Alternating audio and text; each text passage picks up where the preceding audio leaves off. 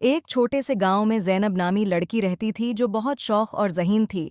ज़ैनब को मीठी चीज़ें, खासकर चॉकलेट और टाफ़ियाँ, बहुत पसंद थीं।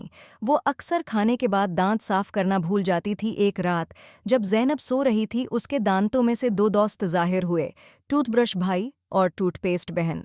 दोनों ने ज़ैनब के दांतों का मायना किया और देखा कि इन पर मीठे खाने की बाकियात चिपकी हुई थीं, जिससे दांत खराब होने का खतरा था। टूथब्रश भाई ने कहा, ज़ैनब, अगर दांतों का ख्याल ना रखा तो कीड़े हमारे दांतों में दाखिल हो जाएंगे और उन्हें नुकसान पहुंचाएंगे। ज़नीब ने ख्वाब में टूथब्रश भाई और टूथपेस्ट बहन से पूछा, लेकिन क्या मैं मीठा खाना छोड़ दूं? टूथपेस्ट बहन ने मुस्कुराकर कहा, मीठा खाना ठीक है, लेकिन उसके बाद दांत साफ करना बहुत ज़रूरी है।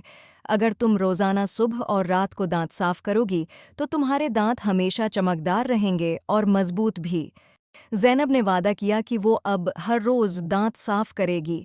सुबह जब ज़ैनब जागी तो उसने फ़ौरन टूथब्रश और टूथपेस्ट लिया और अपने दांत साफ किए।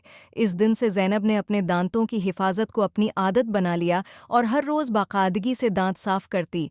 कहानी का सबक: बच्चों, अगर आप भी दांतों को साफ और मजबूत रखना चाहते हैं तो सुबह और रात को दांत साफ करना कभी न भूलें।